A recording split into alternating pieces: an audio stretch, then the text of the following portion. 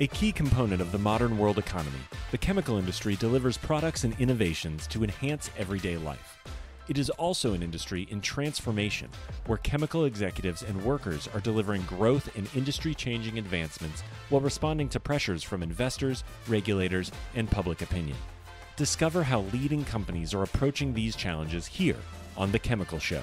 Join Victoria Meyer, president of Progressio Global and host of The Chemical Show, as she speaks with executives across the industry and learns how they are leading their companies to grow, transform, and push industry boundaries on all frontiers.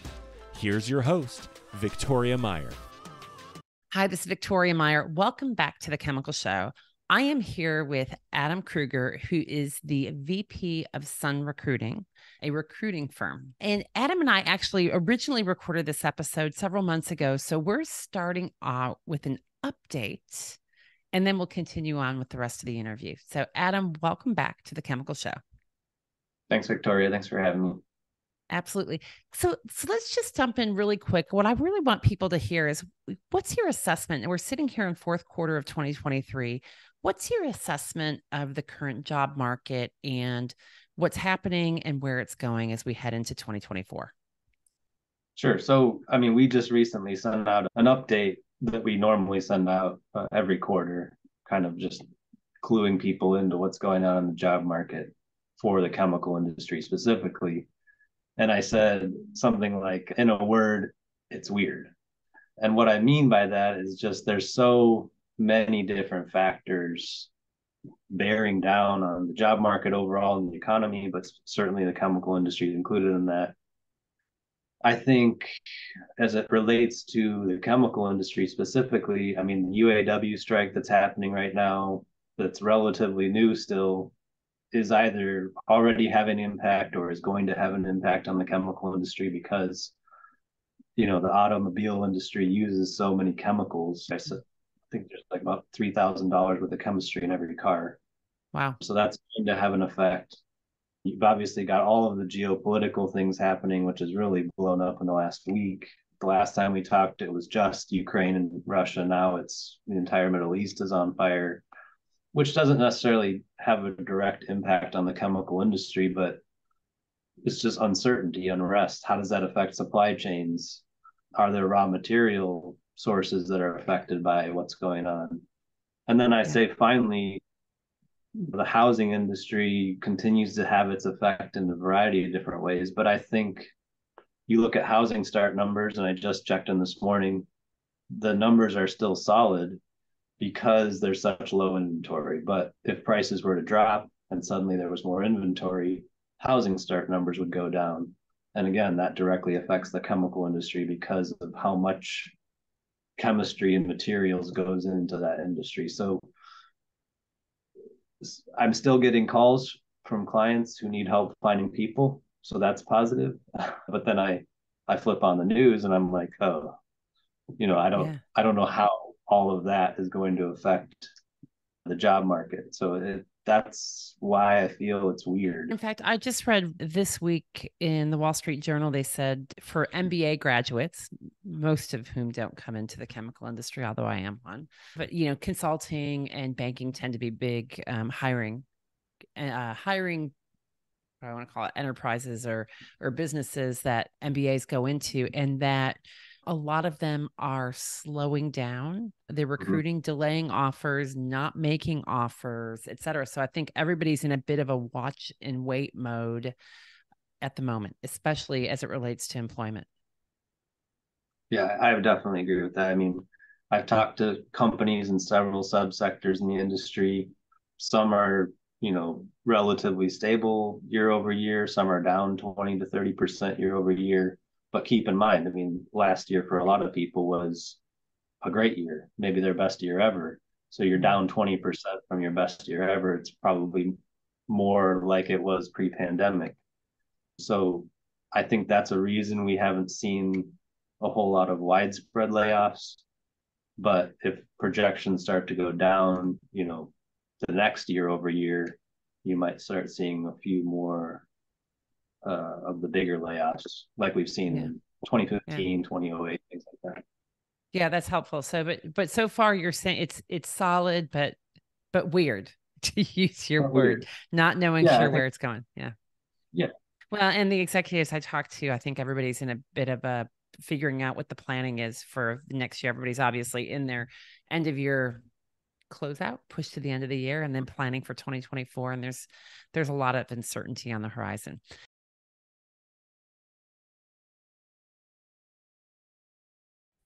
Hi, this is Victoria Meyer. Welcome to the Chemical Show. This week, I am speaking with Adam Krueger, who is co-founder of Sun Recruiting. Adam specializes in placing chemical engineers into chemical manufacturing companies. Their main focus with Sun Recruiting is professional engineering and operations roles at all levels, and they've worked with companies large and small throughout the country. When not in the office, Adam is busy with his family of 5, bass guitar lessons, which I do want to know a little bit more about, and running, which I don't really want to know more about. Adam, glad to have you here. Welcome to the Chemical Show. thank you, Victoria. Very happy and honored to be here. Great. What is your origin story? What got you interested in chemicals and ultimately into recruiting? I would say it was mostly by accident, and I think that's the story you'll hear from almost every recruiter out there. I got out of school, and it was kind of a winding path in school. I started out as a cello performance major and pretty quickly realized that wasn't for me. And then switched to psychology, but didn't really have, it was just a degree, sort of a side passion, but ended up graduating with that degree and coming out of school not knowing really at all what I wanted to do with my life. I got a job with State Farm Insurance right out of school, and I didn't like that. So one day I threw my resume out there on Monster, and I got a call from a guy named John Peterson who said he recruited chemical engineers and he needed a research assistant. So I was like, anything's better than what I have now. I'll take it. And this was in late 2006. So I started with him, and basically a year later, the economy fell apart. 2007 was John's best year ever. 2008, 2009 were his worst 2 years ever. And so I basically hung on to my job, tried to make myself valuable. And by the time we were on the other side of that, I knew a lot about the business. John and I had gotten to know each other really well, and we were a good team. At that point, we decided to start our own company, which happened in late 2011. And that's been Sun Recruiting since then. So I would say this industry found me more than me finding this industry, but it's been a wonderful experience on my part. I talked to a lot of other recruiters who are in other spaces, and I can't relate to some of their stories because by and large, chemical engineers are very professional people, very, bright, intelligent. That's the type of people I get to work with every day. That's cool, really cool. So tell us a little bit about Sun Recruiting. Sun Recruiting is, from a practical standpoint, it's placing chemical engineering professionals. But I would say I realize that not everybody's looking for a job all the time. So I view myself as kind of a hub of resources within the industry, and I'm looking to build relationships. A lot of times I'll meet somebody, talk to them for that first time, and then it's another 1, 2, 5 years before anything comes together. But I have that knowledge of kind of what they would want to see from a job standpoint. Eventually, when that comes across my desk, I can make that connection. But we basically work any level roles. So it could be entry-level engineer at a plant to up to VP, even a president position at a manufacturing company, but it tends to be confined to that chemical manufacturing space. So Got it. We've done some work outside of that, whether it's like a consultancy that touches manufacturing or like an EPC type firm, but it tends to center around, I call it chemical processing, which probably more accurately captures the scope of it. Awesome. Very cool. So let's talk about what's going on today in talent and recruiting. What are the key trends that you're seeing? I think for at least the last 2 years, it's been an all-out talent war. And I think there's a bunch of reasons for that. I think one of the biggest reasons in chemical engineering is just that for a couple of decades now, there's been a lot more people retiring than have been coming out of school. So it's slowly created that talent vacuum. And that is mostly affecting the middle to senior level ranks. I mean, you will always have that availability of entry level engineers because they're coming out of school looking for jobs, obviously. Yeah. But getting those, 5 to 20, 25-year people to move to make a change when there are so many good options out there and so many good companies, that's becoming more and more difficult. And then you compound that with now we have high housing prices, high interest rates. People are less mobile than they were, even a year ago. A lot of the talent pools now are local because to move somebody, unless you have a really urgent reason, it's just not going to happen. So I think those are probably the two biggest things that are contributing to a very low level candidate pool. In fact, your point about the cost of living and how certainly today when interest rates are, I don't even know where they are, 6+% if you're looking to get a mortgage, and I know rental rates are high, et cetera, much harder case to sell your house and then buy in elsewhere. Are companies compensating for that? Are they making adjustments to their recruitment packages and their hiring packages to accommodate the higher cost of living? Is that what you guys see? It's slowly happening. It's not as fast as I'd like to see it, for sure. And I think that's going to become kind of the talking point over the next year is your relocation offering, if you want a larger candidate pool, is going to have to be substantially more, because someone moving from an interest rate in the 2s or the 3s to something in the 6 or 7, I mean, that's another, on an average house, that's another $1,000 a month. So yeah, that alone is a huge cost, plus, just higher cost of living overall. So I think that's going to become something that if companies haven't already started to take a look at that, they will be forced to. I think it is most directly felt with what has been referred to over the years as kind of that passive candidate, or the person who's not really looking but would make a change for something better. Whereas before, it was not a big deal to make a move. Housing was relatively stable. Your interest rate from one house to another wasn't going to change, or maybe even was going to go down. That made it a lot easier to make that move, that career move, for, let's say, maybe a title or a nominal raise. I've got one anecdotal story of a company in the Midwest that's offering a $50,000 loan to help with housing costs. And then over a 5-year period, that loan goes down. And if you stay with that company 5 years, the loan's completely forgiven. So yes, that's a long clawback clause and certainly not traditional, but I appreciate the creativity there, recognizing that relocation is going to be a big deal, especially for a company that's in a, not near a city, doesn't have a huge local talent pool, where relocation is almost the only way you're going to get somebody. It's those companies that really have to get creative.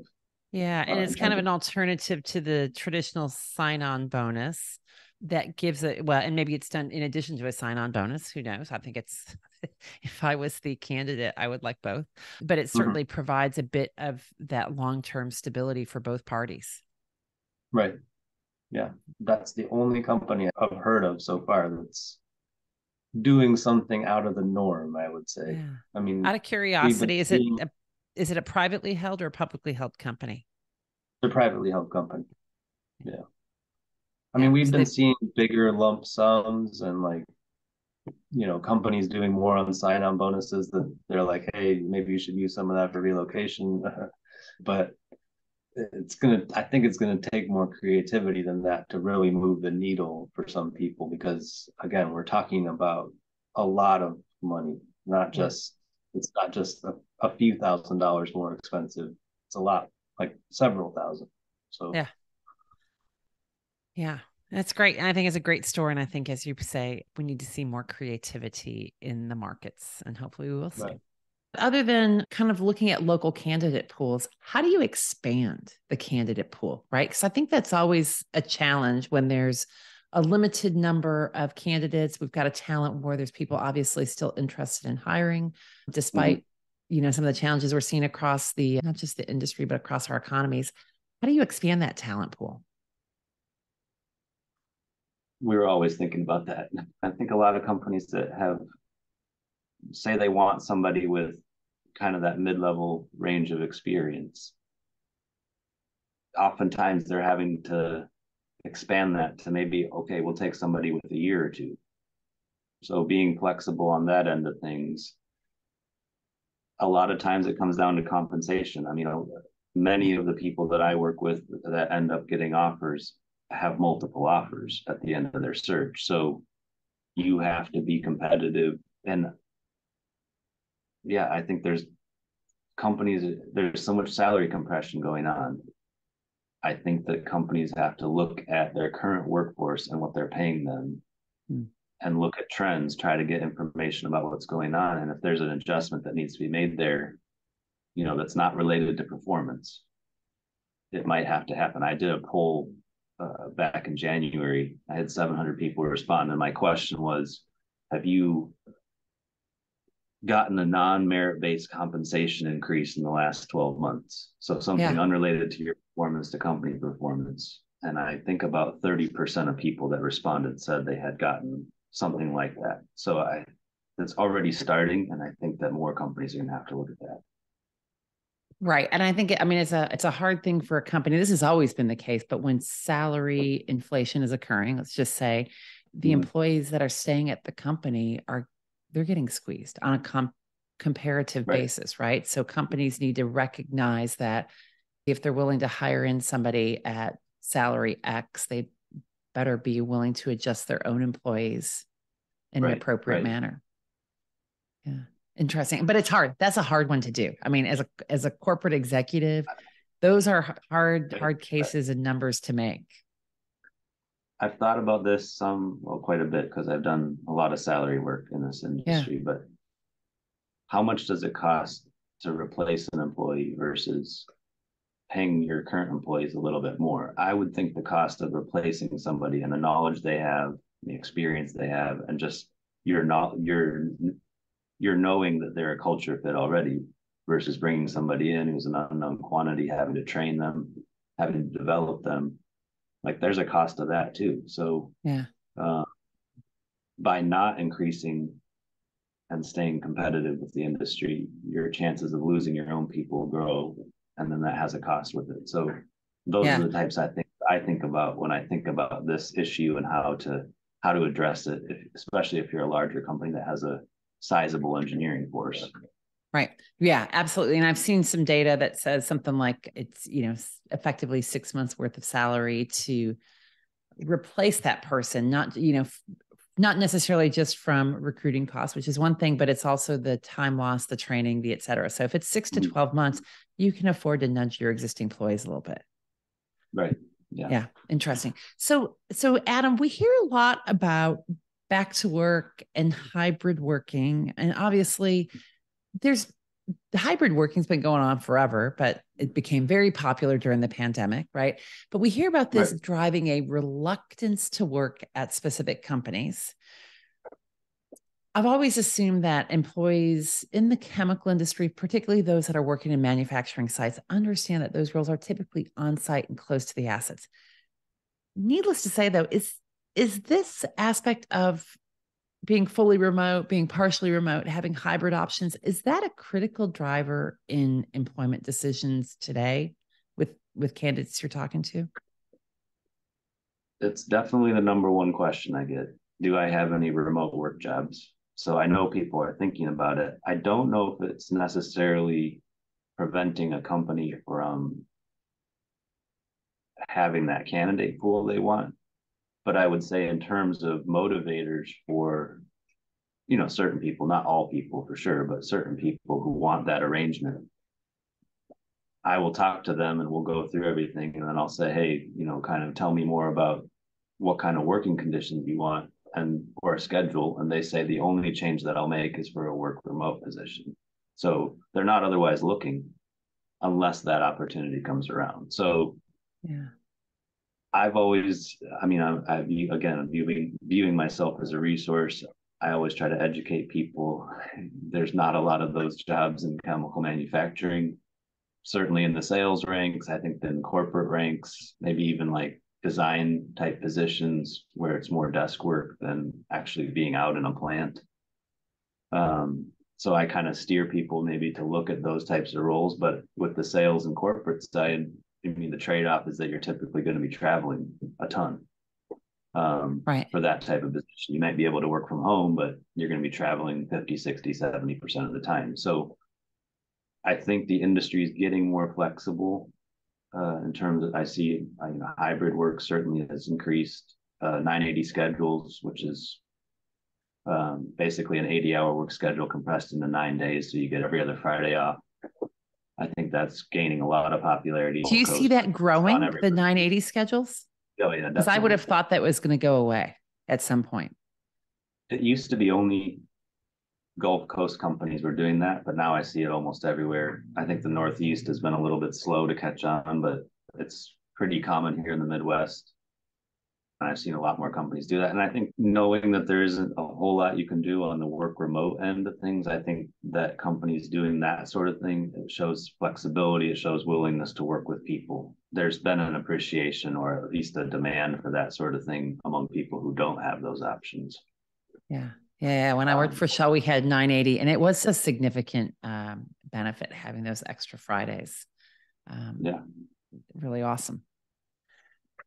So when we think about this and we're, start tying into challenges and changes that the pandemic brought about, a recent article in Harvard Business Review, which I'll link into the show notes, into the episode descriptions here, stated that organizations must address workforce-wide erosion of social skills.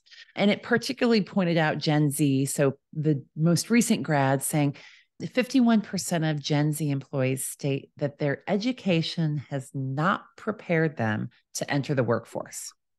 And that the pandemic means that these employees have had fewer in-person opportunities to observe norms, determine what's appropriate, and really just kind of figure out how to really integrate into the organization and the culture, et cetera. Does that resonate with you? Are you seeing and hearing this with your clients? That is a very interesting question. And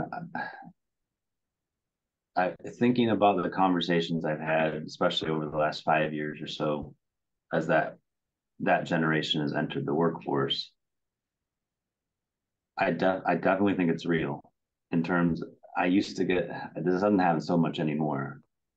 How it looked from my desk is I would get calls from the parents of students who are graduating from You really university. did. So you've experienced this helicopter parenting several times, many times even, or even like aunts and uncles. I couldn't believe it. But that's died down some, I would say. I don't get those calls very much anymore.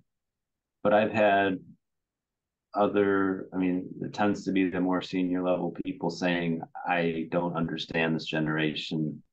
I think there's an opportunity there, actually, perhaps from a career coaching standpoint, for people to step in and kind of bring the generations together, so to speak, or at least help them understand each other. I think companies are doing a good job with mentorship programs, especially larger ones that have bigger engineering forces. I think that sort of thing should probably continue to grow, and that could help again with the different generations understanding each other. And then I think a little bit of the onus is also on the generation, Gen Z people themselves. If you are someone who struggles socially and you recognize that, there are a lot of resources out there to help you, especially from that career coaching standpoint. We've made an attempt to partner with several career coaches that are all listed on our website, and they all have different areas of specialty. But some of them, like one of them in particular, helps people map out their career. Like, where are you now? Where do you want to get to? What are the stepping stones that you would need to take to get there? And working with somebody like that can help with the developing your own social skill set, learning how to navigate the workforce, learning how to navigate conflict, that sort of thing. So if you're someone who identifies with struggling in that area, then I would definitely seek out those resources. They're not very expensive, and they could end up having a huge benefit for you. Yeah, that's interesting. I also think one of the things that strikes me is that Gen Z in many ways it's a digital, what would they call them? Digital natives, right? They grew up in a digital world and they're used to connecting and communicating differently. So I sometimes think to say they don't have the same social skills, but I think generation to generation, they've never had the same social skills, right? There's always been differences and evolutions. And I think as the industry becomes more digital, that it seems like it should create opportunity for people with different skills, right? And I think it maybe will even ultimately encourage different skills, whether it be hard skills or whether the soft skills and social skills that are required.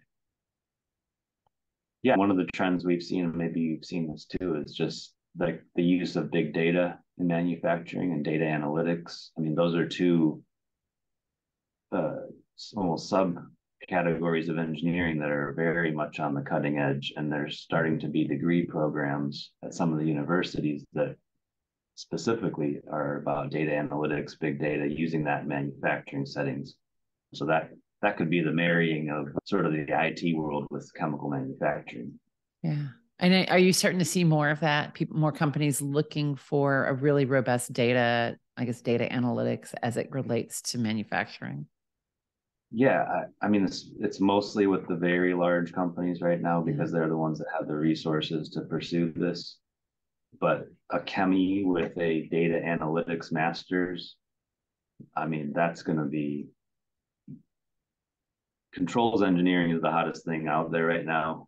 And that's going to be the next hottest thing out there, in my opinion. Is just somebody who can look at a chemical manufacturing process who's got that computer knowledge or the software knowledge that big data has, and then being able to bring those two things together.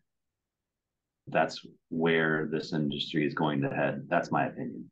Yeah, I agree. I think that's true. And I mean, I go back to my time in manufacturing, and data analytics were important then, right? But at that time, it was statistical process control, and we were looking at DCS systems, and the people that could understand the programming behind it and manipulate it was really beneficial. But we've grown leaps and bounds since then, right? In terms of the technology and the data that the industry is applying to manufacturing and to its sites, et cetera. So having people that have that skill set and continue to grow in that skill set, I could see is really critical.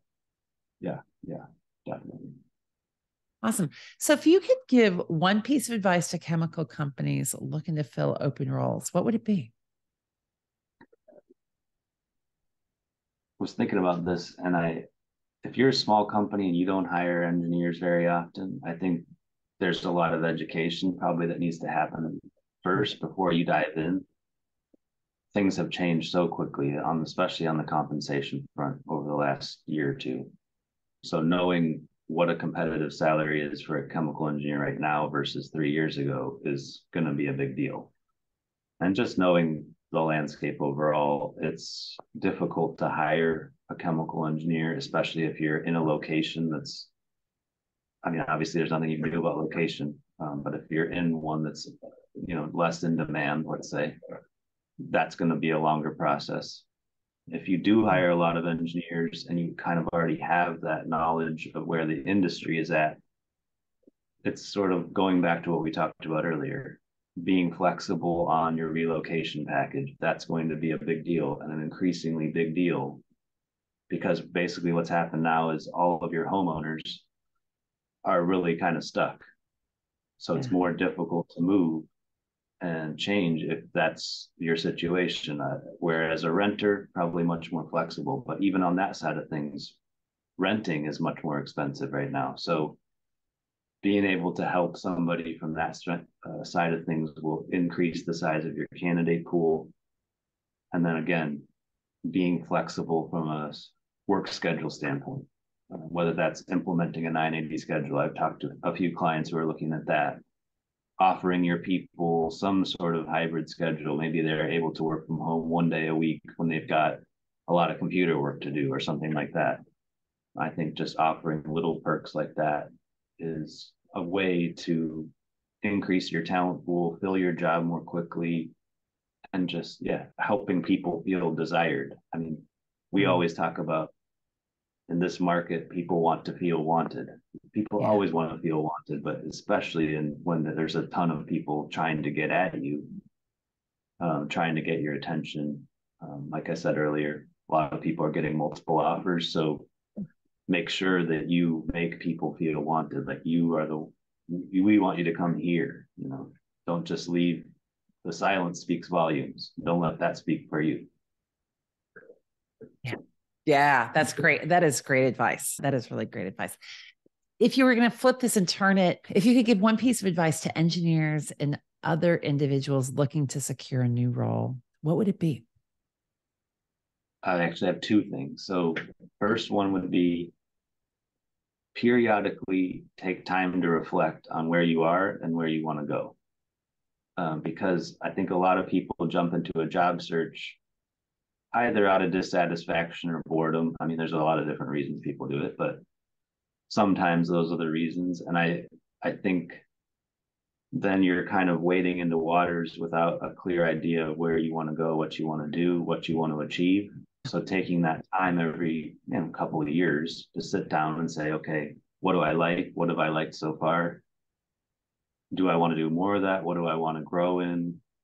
How do I want to challenge myself? I think that will help give you a clear picture of what that next step looks like. And so when you do enter that job search, you've got a clear idea of what your objectives are. And the second thing would be, again, I keep harping on the resources, but there's so many resources available. And they're not just through me. I mean, the career coaching we don't get anything out of those relationships. I just want people to be connected to other people in this industry who can help. And two of those people are chemical engineers. One of them's a civil engineer. So they're all engineers. They've all worked in this industry. So they know what they're doing. They can help you with their experience. Take advantage of mentors if your company offers a mentorship program. And even if they don't, if there's another senior engineer there, it doesn't have to be a formal program. Just say, hey, can we grab lunch? Can I pick your brain? That sort of thing. I've yet to meet a single experienced engineer that doesn't want to do that sort of thing. So I think even within the industry, there's a lot of help out there for people who are younger, who are coming up. Those would be my two biggest pieces of advice for people who are thinking about looking, starting to look, etc. Yeah, that's really great. And in fact, I know you shared with me one of the resources was your salary survey, which if you're okay with that, I will connect that onto the show notes for this episode so people have access to it. Yeah, Awesome. It's something I've been keeping up to date since 2015, updating it every couple of years, and it's gotten a lot more advanced now because I've used technology. But I just updated it this week.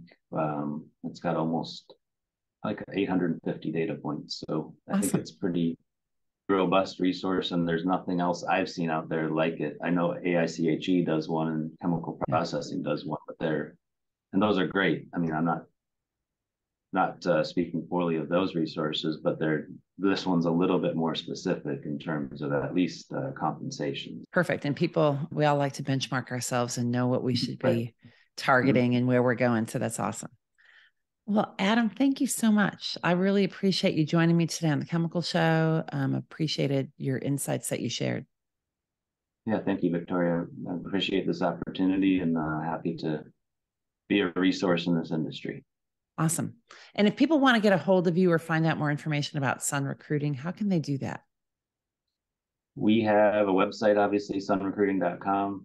That's basically the hub of all of our things. We actually have It's called The Centrifuge. It's like an industry blog.